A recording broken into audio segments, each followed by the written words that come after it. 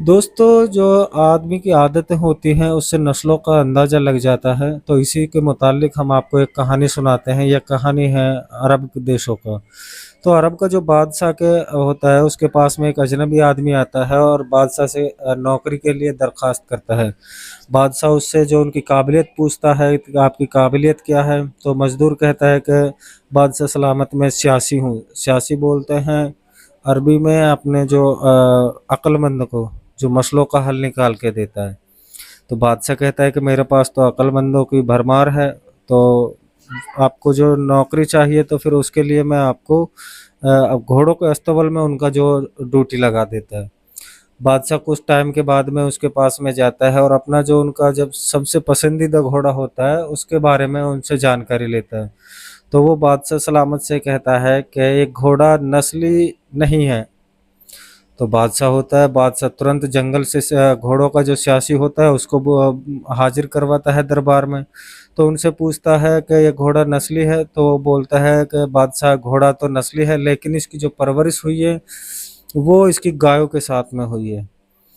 तो बादशाह सलामत मजदूर से पूछता है कि आपको कैसे पता चला कि घोड़ा नस्ली नहीं है?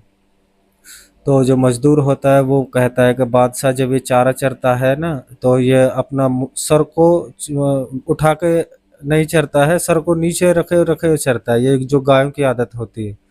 तो बादशाह मजदूर से बहुत खुश होता है और उसके घरे जो अनाज दुम्बा ये बतौर इनाम भिजवा देता है।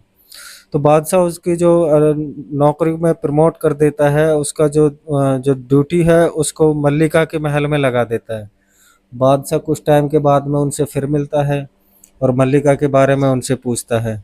तो जो मजदूर होता है तो वो कहता है कि बादशाह मल्लिका है जो इनके तौर तरीके हैं जो वो तो इनके शहजादियों से हैं, लेकिन ये पैदाइशी शहजादी नहीं है। बादशाह अपना हवास खो देता है।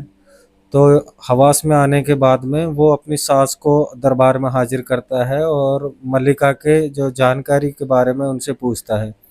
तो उसकी सास होती है, वो बताती है कि हाँ, ये पैदाइशी ये पैदाइशी मल्लिका नहीं है। जो आपके पिता होते हैं तो वो हमसे हमारी लड़की का जो हाथ मांग लेते हैं, और जो हमारी लड़की होती है वो 6 महीने में ही उनका एक्सपायर हो जाती हैं। तो इसीलिए हम आपकी बादशाहत से रिश्ता कायम रखने के लिए हम आपका जो गोद ले लेते हैं एक लड़की को और उससे आपका जो शादी करवा देते हैं। बादशाह जो मजदूर होता है उससे बहुत ही ज़्यादा खुश होते हैं। उसके घर पे फिर वो इनाम व इकरार भिजवाते हैं। तो भुना हुआ दुम्बा भिजवाता है, आला परिंदों का गोश्त, अनाज, ये सब उनके बतौर इनाम उनको भिजवा देता है। तो जो बादशाह होता है, बादशाह उसको फिर प्रमोशन कर देता है और उसकी जो ड्यूटी होती है उसे अपने दरबार में लगा लेता है। कुछ टाइम के बाद में जो बादशाह होता है अपने मुतालिक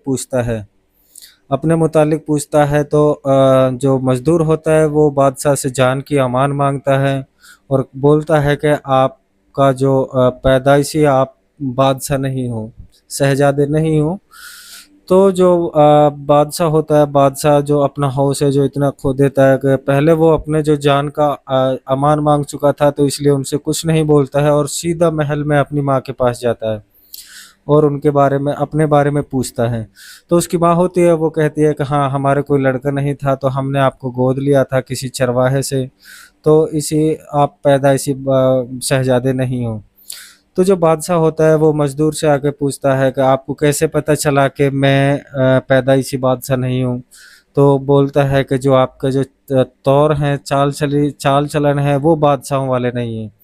क्योंकि जब भी कोई बादशाह खुश होता है तो वो इनाम के तौर पे हीरे जवाहरात मोती ये सब भिजवाते हैं। एक आप हो, आप तो खाने वाला जो भेजते हो, अनाज हुआ दुम्बा हुआ, ये तो सिर्फ एक चरवाहा का लड़का ही कर सकता है। तो दोस्तों, ये जो कहानी है इससे हमारा जो सारांश है यह है कि जो आदमी की आदतें होती है ना छोटी छोटी, इनसे आपकी नस्लों का अंदाजा लग जाता है। तो आपको अगर हमारा कहानी है जो अच्छी लगी हो तो हमारे चैनल